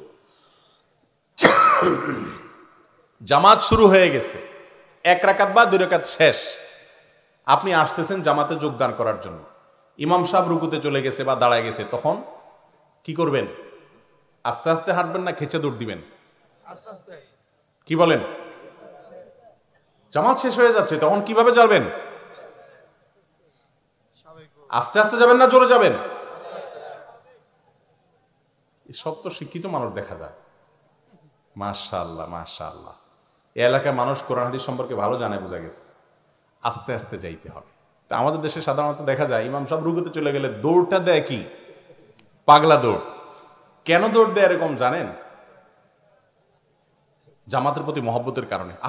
ইমাম সাহেব রুকুতে চলে গেছে, আমার ছুটে গেলে একটা আমল ছুটে যাবে, এই জন্য দৌড় দেয়। হইতে পারে, কিন্তু বেশিরভাগ ক্ষেত্রে যেটা হয়, আল্লাহ মাফ করুক, সেটা হলো যে ইমাম সাহেবরা রুকুতে যায় দৌড়তে পারলে রাখাটা পড়া লাগবে না, বাঁচলাম বাবা। ঠিক না? এই জন্য দৌড়টা দেয়। কিন্তু দৌড়ের স্টাইল দেখে মনে হয় আল্লাহর ইবাদতের জন্য কত পাগল বেচারা, কি দৌড় দিছে। আসলে বাঁচার জন্য, 1 রাকাতটা সংক্ষেপ করার জন্য। আউযুবিল্লাহ, সদুদ্দেশ্য আছে। এই জন্য দেখা যায় রুকু থেকে উঠে ইমাম সাহেব দাঁড়ায় গেছে বা সেজদায় আছে, তখন কিন্তু কাউকে দৌড়াইতে দেখা যায় না। যায়? কেন যায় না? কারণ এটা ধরে লাভ কি, রাকাত তো আর পাবো না। ঠিক না? অথচ ইমামকে যে অবস্থা পাবেন সে অবস্থায় গিয়ে ধরবেন, দৌড় দিবেন না। দৌড় দিলে নামাজের মনোযোগের খেলাফ হয়। আপনি যদি প্রধানমন্ত্রীর সাথে সাক্ষাতের সুযোগ পান, প্রধানমন্ত্রী পরের কথা, আপনার আসলে এমপি সাহেবের সাথে সাক্ষাতের সুযোগ পান, আপনাকে কেউ নিয়ে গেছে, দোস্ত চল এমপি সাহেবের আমি পিএস, তোরা আজকে দেখা করে দিব। আপনি এমপি সাহেবের কাছে যাওয়ার সময় কেমনে যাবেন? দৌড়াইতে দৌড়াইতে দৌড়াইতে দৌড়াইতে হাঁপাইতে হাঁপাইতে ভিতরে এরকম হাঁপাইতে হাঁপাইতে বলবেন, এমপি সাহেব আসসালামু আলাইকুম, ভালো আছেন, এরকম করবেন? এরকম করলে এমপি সাহেব তো দূরে একটা কষায় চড় মারতেও পারে। বেয়াদব নাকি রে? এরকম করে আসে নাকি কেউ? আপনি কি করবেন? খুব সুন্দর করে হাতা টাতা গোছায়, আর টুপি তো পরবেন না, ওই জায়গাতে অনেকে টুপি পরে না, আর পরলেও পকেটে রেখে দেয়, আল্লাহ মাফ করুক। যাই হোক, জামা কাপড় গোছায় ফিটফাট করে খুব ভদ্র ছেলের মতো আস্তে আস্তে ঢুকবেন, তাই না? শ্বশুরবাড়ি জামাইয়ের মতো আস্তে আস্তে যাইবেন। তো সবই তো বুঝেন, মাশাআল্লাহ। আল্লাহর দরবারে দাঁড়াবেন, দৌড়াইতে দৌড়াইতে এই বাজায় হাত বাইন্দা হাঁপাইতে থাকে। এইটা হাদিসে নিষেধ আছে। নবী করিম সাল্লাল্লাহু আলাইহি সাল্লাম বলেছেন, ফামা আদরাকতুম ফাসাল্লু ওয়া মা ফাতাকুম ফাতিম্মু। আস্তে আস্তে আসবা নামাজ পড়তে, আসতে গেলে যতটুকু পাও ততটুকু পড়বা, যতটুকু ছুটে যায় ততটুকু পরে কাজা করবা, পরে আদায় করবা। কিন্তু তুমি হাঁপাইতে হাঁপাইতে দৌড়াইতে দৌড়াইতে যাবা না, ধীরে সুস্থে স্বাভাবিকভাবে যাও। কথা কি বুঝাতে পারছি? এখন কথা হলো, ইমাম সাহেব যদি সেজদায় থাকে তাহলে আমরা কি করব? আমরা দাঁড়ায় থাকবো, কারণ সেজদা গিয়ে লাভ কি? ইমাম সাহেব সেজদা থেকে উঠে আবার দাঁড়াবে, তারপর আল্লাহু আকবার করে হাত বাঁধবো। ঠিক আছে না? এখানে তো উল্টা পাল্টা ওয়াজ করলে ধরে ফেলে দেখি। মাশাআল্লাহ মাশাআল্লাহ মাশাআল্লাহ, খুব ভালো লাগলো আপনাদের এলাকার মানুষ দেখি। এই সমস্ত জায়গায় ওয়াজ করে না শান্তি, যে বক্তা উল্টা পাল্টা বললেও ধরে ফেলায়। আজকাল তো বক্তা যায় বলে কয় ঠিক, ঠিক বললেও ঠিক, বেঠিক বললেও ঠিক। আলহামদুলিল্লাহ, আপনাদের মতো এরকম চৌকান্না যদি এদেশের সাধারণ মানুষ হয়ে যায়, তো বক্তারা আর বক্তৃতার মঞ্চে বসে ফাও কথা উল্টা পাল্টা কথা বলতে পারবে না ইনশাআল্লাহ। আল্লাহ। ভাইরা আমার, ইমাম সেজদায় যদি থাকে আপনার উচিত হবে আল্লাহু আকবার বলে হাত বেঁধে সোজা সেজদায় চলে যাবেন, রুকু না। যেহেতু ইমাম সেজদায় আছে, আপনি কোথায় যাবেন? হাত বেঁধে ডাইরেক্ট সেজদায় চলে যাবেন। সেজদায় গিয়ে একটা তাসবিহ দিতে পারলে দেন, না দিতে পারলে উঠে যান, কারণ সেজদায় গেলে বান্দা আল্লাহর সবচেয়ে কাছে চলে যায়। একটা সেজদা দিতে পারছেন, আপনি তাসবিহ পড়লেন, তাকবীর পড়লেন, সেজদা দিলেন, কতগুলো আমলনামা আমলযুক্ত হয়ে গেল। তারপর দাঁড়ায় থাকলে কি লাভ হবে? কথা কি বুঝাতে পারছি? অনেক লোকরে দেখবেন মসজিদে গিয়া ইমাম সাহেবের সেজদা পাইলে দাঁড়ায় থাকে বোকানো, দাঁড়ায় আবার ইমাম উঠে তারপরে এবার হাত বাঁধে। এমনকি বৈঠকে আছে ইমাম সাহেব, তাহলে ওই অবস্থায় গিয়ে যোগ দিয়ে ফেলবেন। যে অবস্থা পান সে অবস্থায় যোগ দিবেন, কারণ আমলের মধ্যে যত আগে শরীক হবেন তত বেশি সওয়াব হবে। ঠিক না ভাই? ঠিক। দাঁড়ায় থাকলে কি সওয়াব হবে? বিধায় এই জিনিসটা খেয়াল করবেন ইনশাআল্লাহ। এরপরে প্রশ্ন হলো, জামাত 1-2 রাকাত শেষে জামাতে অংশগ্রহণ করার পর ইমাম সাহেব একটি সালাম ফেরানোর পর নাকি 2টি সালাম ফেরানোর পর বাকি রাকাতের জন্য দাঁড়াতে হবে? খুবই সুন্দর প্রশ্ন। আপনার 1 রাকাত 2 রাকাত ছুটছে, ইমাম সাহেব সালাম ফেরানোর পরে আপনার সেই ছুটা রাকাতগুলো পড়বেন আপনি। এখন এই মুহূর্তে আপনি কি করবেন? ইমাম সাহেবের 1 সালামের পরে দাঁড়াবেন না 2 সালামের পরে? কিসের 2 সালাম? ইমাম সাহেব আস বলতেই তো সব খাড়ায় যায়, 2 সালাম তো পরের কথা। ঠিক না বে? ঠিক। অনেক লোক দেখা যায় ইমাম সাহেব আসা এখনো বেচারা সালামও কয়ে পায় নাই, তার আগে দাঁড়ায় গেছে। আল্লাহ তাআলা আমাদেরকে হেদায়েত দান করুক। ভাইরে, কিসের জন্য তাড়াহুড়া করতেছেন বলেন? ইমানদারের কাছে নামাজের চাইতে গুরুত্বপূর্ণ কোনো কাজ থাকতে পারে না। যে নামাজ থেকে এখন বাঁচার জন্য চেষ্টা করতেছেন, একটা সময় আসবে মৃত্যুর পর, একটু চাইবেন আবার ইবাদতের জন্য, সুযোগ আর হবে না। ও যুবক ভাইরা, এখন নামাজ পড়তে যান না। একটা বয়স আসবে যখন মনে চাইবে একটু মন ভরে আল্লাহকে সেজদা করি, কিন্তু পারবেন না, চেয়ারে বসে পড়তে হবে, একটু মন ভরে সেজদাও করতে পারবেন না। ঠিক না ভাই? ঠিক। অতএব এটা করা যাবে না। 1-2 রাকাত ছুটে গেছে, ইমাম সাহেব দোনো দিকে সালাম ফিরাবে, শেষ করবে, তারপরে আস্তে ধীরে দাঁড়াবেন। কয় সেকেন্ডের বেশ কম, 1-2 সেকেন্ড। আমরা নামাজের মধ্যে যেভাবে হিসাব করি তাতে মনে হয় আমরা সময়ের খুব দাম দেই। 2-4 সেকেন্ডের অনেক মূল্য আমাদের কাছে। সেই মানুষটাই বাইর হইয়া মোবাইল হাতে 10-20 মিনিট নষ্ট করে। ঠিক না ভাই? ঠিক। আল্লাহ তাআলা আমাদেরকে হেদায়েত দান করুন, আমিন। বিভিন্ন দোকানে পণ্যের সাথে যে ফ্রি পণ্য কোম্পানি দিয়ে থাকে, অনেক সময় তা ভুলে ক্রেতাকে দেওয়া হয় না। ওই ফ্রি পণ্য কি দোকানি ব্যবহার করতে পারবে? এটাও খুব সুন্দর দরকারি প্রশ্ন। কোম্পানি যখন কোনো প্রোডাক্টের সাথে একটা পণ্য দেয়, ঘোষণা দেয় যে এই প্রোডাক্টটা কিনলে সাথে এটা গিফট, এটা কোম্পানির তরফ থেকে। দোকানদারকে কোম্পানি বুঝাই দিছে, তিনি 10টা মাল নিছেন, 10টা গিফট সাথে পাইছেন। এই জিনিসটার হকদার ক্রেতা। এই জিনিসটার হকদার কে? ক্রেতা। কারণ ক্রেতাকে এটা কোম্পানি দিয়েছে। দোকানদারদের অনেক ভাইয়েরা আছেন যে ক্রেতা তো আর জানে না সাথে কি অফার আছে না আছে, সবসময় সব কিছু জানা থাকে না, তো মূল মালটা ধরায় ওইটা রেখে দেয়। এই জন্য দেখবেন ওই গিফটের আইটেমগুলো দোকানদাররা তাদের আত্মীয় স্বজন, শালা সম্বন্ধী, শ্বশুরবাড়ি, বন্ধু বান্ধবরা দেয় 2 হাতে। আরেকজনের জিনিস খুব মাস্তি করে দেয়। আছে না নাই? হারাম, হারাম। অন্যের হক আপনি নষ্ট করতেছেন, বাকাওয়াতি করতেছেন আরেকজনের হক দিয়া। আল্লাহু আকবার। এই ধরনের হারামের সাথে আমরা অনেকে জড়িত ভাইরা, অনেকে জড়িত। আমি এবার এই যে কিছুদিন আগে যে ওমরা যাওয়ার তৌফিক হয়েছে, এবার বাইতুল্লাহ গিয়ে দেখি মাশাআল্লাহ ছোট ছোট বোতলে ইনটেক জমজম পানি দিচ্ছে। আমি খুব সুন্দর তো। দেশে গিয়া মানুষের জমজম পানি বোতলে করে দিলে সন্দেহ করে হুজুর কি আসলটা দিছে না মিশাইয়া দিছে। যত পিয়ত দেয় মানুষের মনে খুঁতখুঁতে স্বভাব থাকে। অনেকে যারা জমজমের স্বাদ জানে তারা খাইলে মুখে দিলে টের পায়, কিন্তু যারা হয়তো স্বাদটা জানে না তারা মনে করে বাবা রে, শুনছি অনেকে 1 বোতল না 3 বালতির মধ্যে মিশায়, হুজুর সেটা দিছি কিনা। কিন্তু কাবাতে যায় দেখি এবার মাশাআল্লাহ ছোট ছোট বোতল ইনটেক একেবারে সরকারিভাবে। তো চিন্তা করলাম এরকম একটা ইনটেক বোতল দিলে মানুষ খুশি হবে, আলহামদুলিল্লাহ। তো যারা জমজম বিতরণ করে ওরা অনেক ভক্ত রক্ত আছে, কলকাতার কিছু বাঙালি, আমার দেশে কিছু বাঙালি, বলে শেখ এগুলো আপনারা আমরা জোগাড় করে দিব। আমি কে আচ্ছা ভালো তো। একজনকে আপনার কত লাগবে, কয়েকশো আয়না দিব, আপনি পুরা লাগেজ ভর্তি করে দেশে নিয়ে যান। আচ্ছা তোমরা এতগুলা কেমনে দিবা ভাই? তোমাদেরকে সরকার দিছে মানুষকে বন্টন করার জন্য, সেখান থেকে তোমরা রেখা এরকম শেখ খুশি করো নাকি? পরে কর না ভাই, আমাদেরকে যে খেতে দেয় প্রতিদিন 2টা বা 4টা, সেগুলো আমরা রাখি দেই, যে আমরা তো নর্মাল পানি খাইতে পারি, খোলা জমজম খাইতে পারি, এই দেশ থেকে যারা আসে তাদেরকে দেওয়ার জন্য। আমরা তাইলে ঠিক আছে। আমাদের দেশে যার যেখানে পাওয়ার আছে, আত্মীয় স্বজন, শ্বশুরবাড়ি, বন্ধু বান্ধব, মনে হয় তার বাপ দাদা 14 গোষ্ঠী জিনিস দিতে থাকে। ঠিক না ভাই? ঠিক। আজকে আসার সময় ফেরিতে আমার গাড়ি ভাড়া নেবে না, তো আমার গাড়ি চালাচ্ছে, তারে বললাম ভাই তাকে বলো এই তো তার বাপের জিনিস না, সে তার পকেট থেকে আমার ফেরি ভাড়া দিয়ে দেখ, তাহলে ঠিক আছে। কিন্তু সে সরকারি ফেরির ভাড়া সে নিল না, এই অধিকার তার নাই। সরকারের জিনিস নিয়ে সে আমার খুশি করলে এতে আল্লাহ খুশি হবে না, বরং মায়ের সেও খাবে, আমিও খেতে পারি। ঠিক না ভাই? ঠিক। আমি বললাম যে তারে বলো যে ভাই তুমি এটা নিতে হবে, তোমার নিজের জিনিস না। তো অনেক মেসিয়ারের সাথে আপনার দোস্তি আছে, হোটেলে খাইতে গেছেন, তো আপনারা জোল তো জোল, গোস্ত একবার চাইছেন 3 বাটি দিবে, আছে না নাই? তার বাপের জিনিস কিন্তু সে দিচ্ছে, সরকারি জিনিস, সরকারি কোন একটা পদে আছেন, আত্মীয় স্বজনকে ধুমাইয়া দিচ্ছেন। ঠিক একইভাবে যেই দোকানদার কোম্পানির পণ্যের সাথে দেওয়া গিফট ক্রেতাকে না দিয়ে রেখে দিচ্ছেন, পরবর্তীতে নিজেদেরকে দিচ্ছেন, বাহাদুরি করতেছেন, বাকাওয়াতি করতেছেন, দানবী সাজতেছেন, তারা গুনাহের কাজ করতেছেন। আল্লাহ তাআলা আমাদেরকে বোঝার তৌফিক দান করুন, আমিন। এরপরে প্রশ্ন হলো, আযান ও ইকামতের মধ্যবর্তী দোয়া কবুলের যে সময়, তা কি মহিলাদের ক্ষেত্রেও কার্যকর?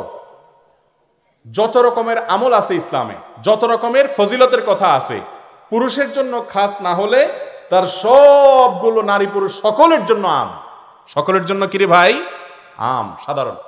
অতএব আযান ইকামতের মধ্যবর্তী সময় দোয়া কবুল হয়, এটা শুধু পুরুষের ক্ষেত্রে না, নারীর ক্ষেত্রেও প্রযোজ্য। আমাদের মা বোনরা তাদের বাসা বাড়িতে ওই অবস্থায় তিনি হয়তো পাটাপুতাতে কিছু বাড়ছেন বা কোনো কাজ করছেন, রান্না বান্না করছেন, ওই অবস্থায় মনে মনে আল্লাহর কাছে দোয়া করবেন, ইনশাআল্লাহ তাআলা কি করবেন? দোয়া কবুল করবেন। এরপরে প্রশ্ন হলো, আমি ঢাকায় রাইড শেয়ারিং এর কাজ করি, নামাজ পড়তে পারি না, আমার কি এতে গুনাহ হবে? দেখুন, যারা রাইড শেয়ারিং এর কাজ করেন, বাইক চালান বা উবার চালান বা পাঠাও বা বিভিন্ন কোম্পানির গাড়ি চালান কিংবা কোনো মালিকের গাড়ি চালান, এটা ঠিক, আমি এই ভাইদের দুঃখ বুঝি। তারা অনেকে নামাজ পড়তে চান কিন্তু পড়তে পারেন না। কেন? প্যাসেঞ্জার আছে, তিনি হয়তো নামাজ পড়বেন না, তাকে গন্তব্যে নামাইতে হবে। এরপরে যেখানে সেখানে গাড়ি, বাইক বা সিএনজিটা রেখে নামাজ পড়া যায় না, চুরি হয়ে যেতে পারে। অনেক সময় তারা আমাকে অনেকে বলছেন, হুজুর 5 ওয়াক্ত একসাথে রাত্রে বাসায় গিয়ে পড়ি। আমি তাদেরকে বলি বিনয়ের সাথে, ভাই একটা উপমা আমি সবসময় দেই। আপনাকে যদি কোনো কোম্পানি চাকরি দেয় আর বলে যে তোমাকে একটা চাকরি দিলাম, মাসে এত লক্ষ টাকা বেতন পাবা, শর্ত হলো তুমি যখন কাজ করবা তখন তোমার নিঃশ্বাস আটকায় রাখবা, যখন কাজ করবা তখন নিঃশ্বাস আটকায় রাখবা। আপনি এই চাকরি করবেন? কেন করবেন না? জানি যদি না থাকে, জীবনে যদি না থাকে, এই টাকা দিয়ে কি করবো? ঠিক না? ইমানদারের কাছে নামাজটা সেরকম। আমার যদি নামাজ পড়ার সুযোগই না থাকে, তাহলে চাকরি দিয়ে কি করবো? আমি তাদেরকে বলি, পরামর্শ দিই, ঢাকার অনেক জায়গা আছে যেখানে গাড়িটা সুন্দর করে পার্ক করা যায়, আপনি সেখানে চলে যান। হয়তো একজন প্যাসেঞ্জার নামায় আপনাকে কিছু পথ ফাও যেতে হবে, কিন্তু তার বিনিময়ে আমল নামায় সব লেখা হবে ইনশাআল্লাহ, আল্লাহ তাআলা বরকত দিবেন।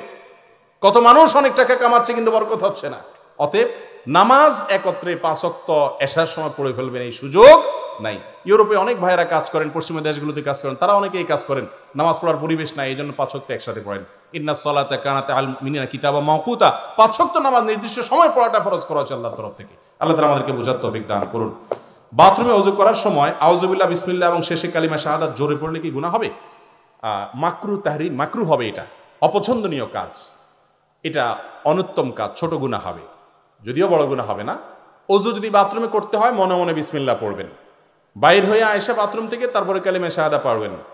আর সবচেয়ে ভালো হয় যদি আপনি বাইরে বেসিন থাকে সেখানে ওযু করে হাত মুখ ধুয়ে পাওটা ভিতরে গিয়ে ধুলেন, তাই আর কোনো ঝামেলা থাকে না।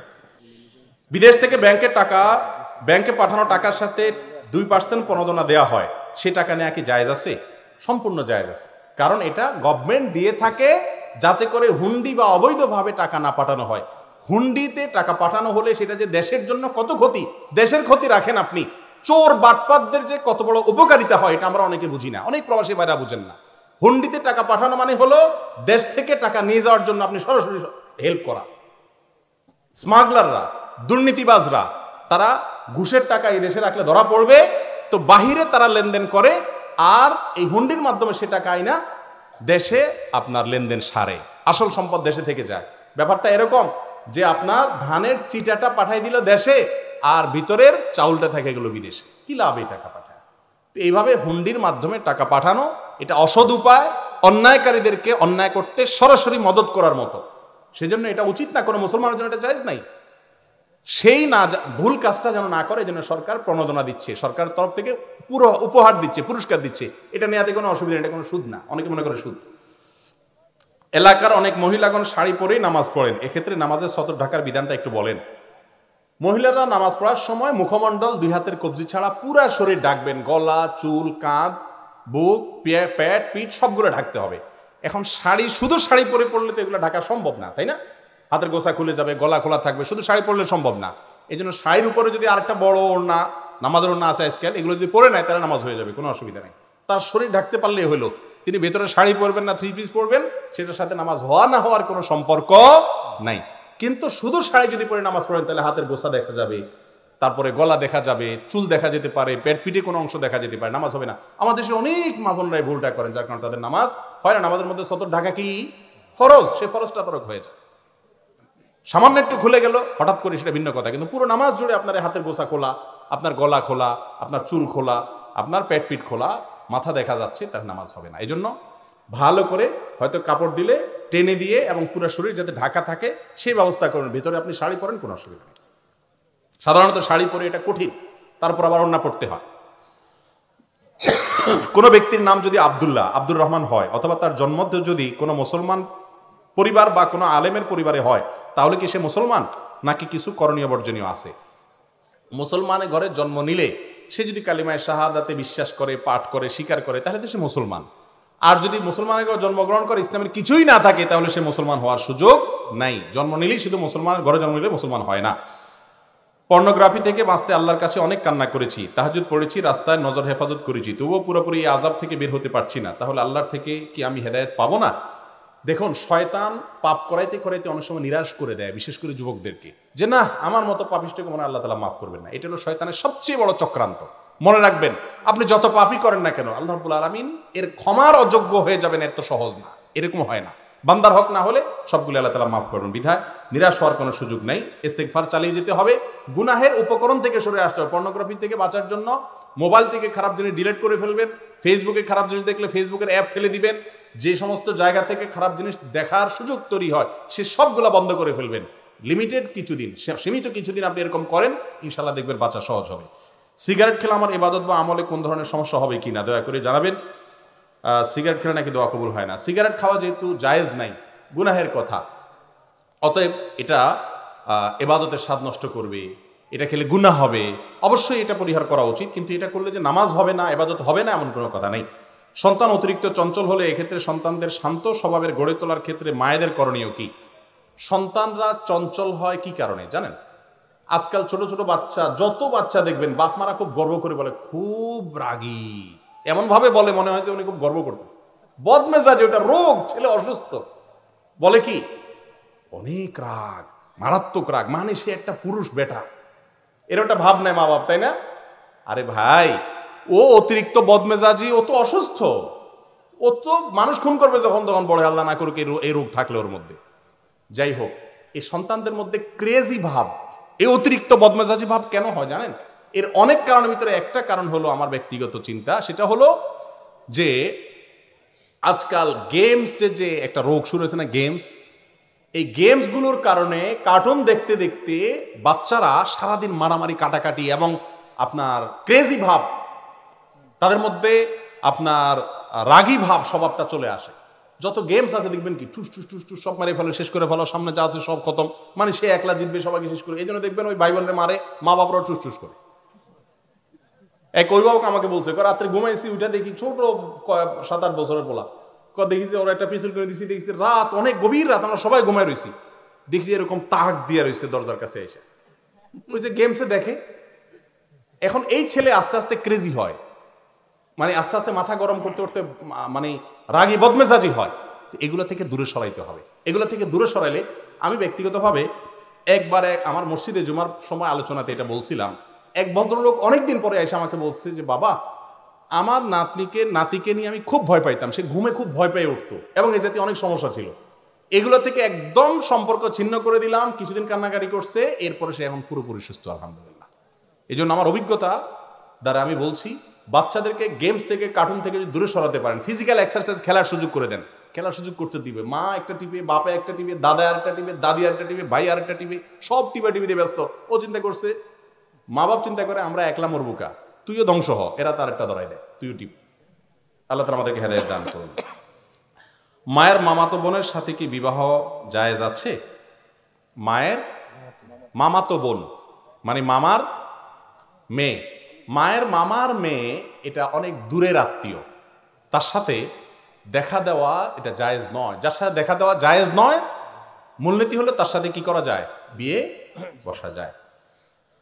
কোনো অমুসলিম আল্লাহর নাম বলে যদি কোনো প্রাণী জবাই করে তা কি খাওয়া যাবে? অমুসলিম যদি আহলে কিতাব হয়, আহলে কিতাব বুঝেন, আসমানে কিতাবে বিশ্বাসী হয়, তাহলে তারটা খাওয়া যায়। এখন বর্তমান যুগের ইহুদি খ্রিস্টান যারা আছে, এরা কি সেই লেভেলে আছে কিনা এটা নিয়ে ওলামাদের ইখতিলাফ আছে। কিন্তু রাসূল আকরাম সাল্লাল্লাহু আলাইহি ওয়াসাল্লামের যুগে যে আহলে কিতাব ছিল, ইহুদি খ্রিস্টান ছিল, তারা তখনও বলতো ইন্নাল্লাহা সালিসুস সালাসা, তারপরে তাদের জবাই করা পশু নবী করিম সাল্লাল্লাহু আলাইহি ওয়াসাল্লাম খাওয়াকে জায়েজ বলেছেন।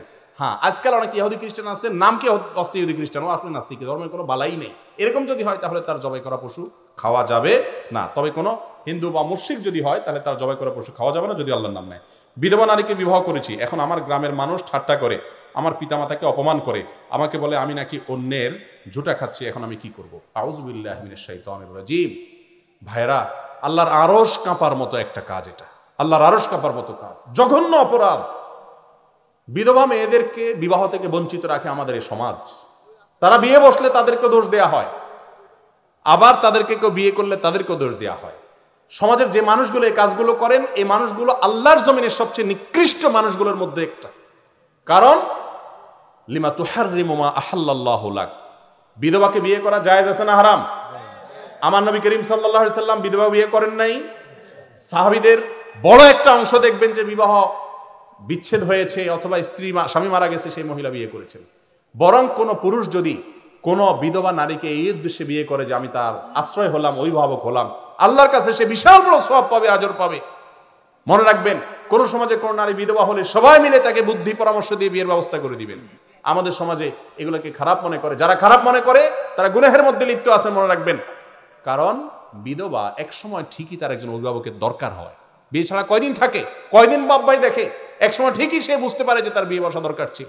এই জন্য এলাকার গণ্যমান্য লোকদের কর্তব্য এই সমস্ত মহিলাদের বিয়ের ব্যবস্থা করা। আর পুরুষ সাথে বিয়ে করেন, সওয়াব হবে। যারা ঠাট্টা করছে তারা গুনাহগার হবে। এই ঠাট্টা যদি আপনি সবর করেন, আল্লাহর কাছে অফুরন্ত সওয়াব পাবেন ইনশাআল্লাহ।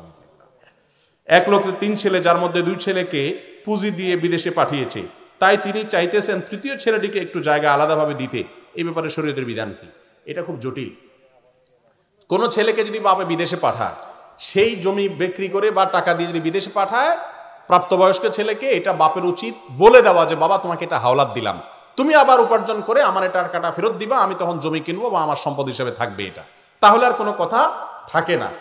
অথবা ছেলে বাপের টাকা বিদেশ গেছে, এরপরে ওই টাকা পরিশোধ করে দিছে সে তার মতো করে, ওই পরিমাণ টাকা বাপকে সে পাঠায় দিছে, তাহলে সেটা দায় দেনা শোধ হয়ে গেছে।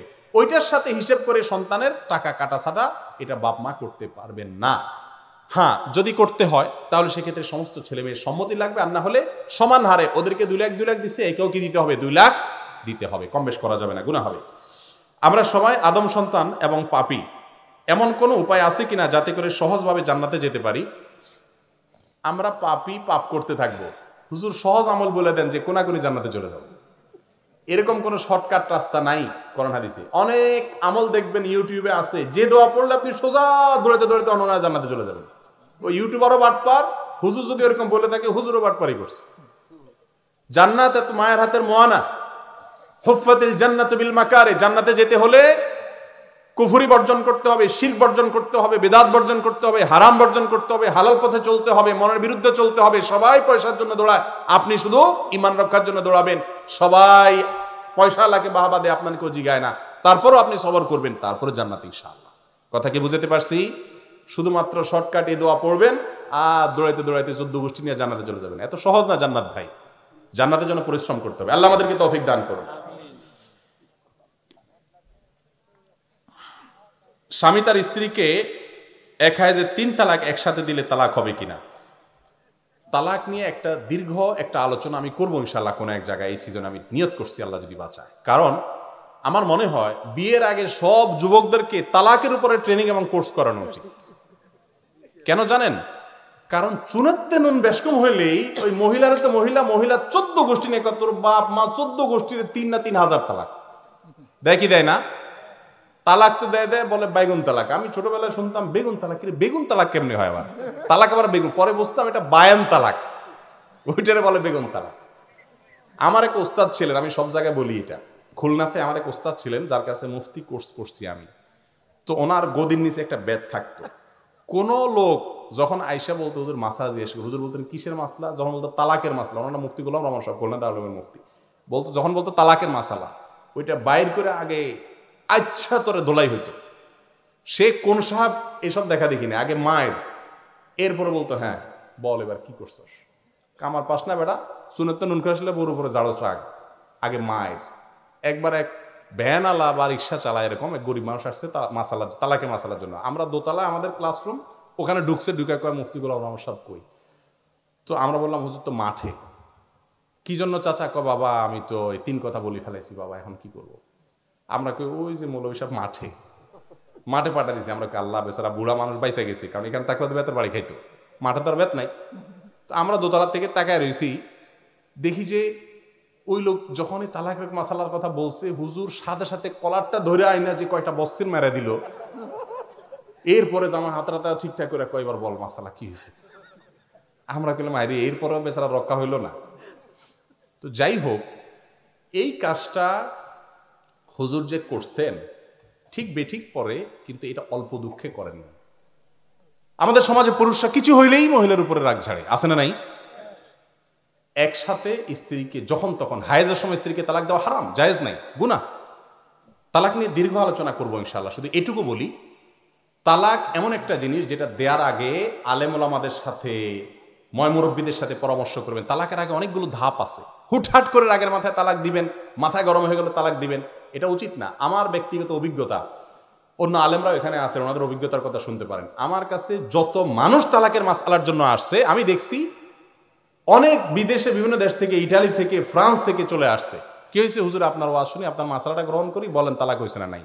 তালাক দিছে 4 বছর আগে, 5 বছর আগে, বিচ্ছেদ হয়ে গেছে, এখন আবার একসাথে হয়েছে তো পারবে কিনা। আমার অনেক প্রগাঢ়, ঝগড়াঝাটি হয় নানা কারণে, গরিব দেয়, সুবিধা অসুবিধা আছে, সামাজিক সমস্যা আছে। একটা তালাক দেওয়ার পরে একটা সময় ঠিকই আফসোস করে, আবার ফিরে আসতে চায়, কিন্তু এমন ভাবে তালাক দেয় ফিরে আসার রাস্তা আর থাকে না। এই জন্য আলেমদের সাথে পরামর্শ করি, এমন ভাবে তালাক দিবেন সম্পর্ক বিচ্ছিন্ন হয়ে যাবে, কিন্তু চাইলে আবার জোড়া লাগানো যাবে। অনেকে বলে হুজুরের তওবা পড়ায় মিলাই দিছে। হুজুরের বাপের ক্ষমতা আছে, যদি তালাক 3টা হয়ে যায় হুজুর প্রত্যেকে জোড়া লাগাবে, বিধায় এই ধরনের তালাক দিবেন না। ভাই একটা প্রশ্ন মাহফিল কমিটির তরফ থেকে, সেটা হলো বিয়েতে উকিল বাবা এটা নেওয়া জায়েজ আছে কিনা? যার বাপের তল পড়ছে সে আরেকটা বাপ আনতে পারে, যার জলজন্ত বাপ আছে সে আবার আরেকটা বাপ কি দুঃখে আনবে? আরে জন্ম দিয়ে মানুষ বাপ হইতে পারে না সবাই, আর কি এর বিয়ের সময় উকিল হইয়া সে বাপ হয়ে যায়। ভালো করে শুনে রাখেন যুবকরা, এই কোন 2 নম্বর বাপ তাপ রাখবেন না। আরে ভাই ইজ্জত সম্মানে বাঁধে না আপনার? কোথায় কোন বেটারে বাপ ডাকতেছেন? ইসলামে কোনো উকিল বাপটা বলতে কিচ্ছু নেই। আপনার বাপ থাকলে আপনার বাপ আপনাকে বিয়ে দিবে, বাপ নাই আপনার বড় ভাই বিয়ে দিবে, আপনার চাচা বিয়ে দিবে, আপনার দাদা বিয়ে দিবে। উকিল বাপ বলতে কোনো এই 2 নম্বর 3 নম্বর বাপের সিস্টেম ইসলামে নাই।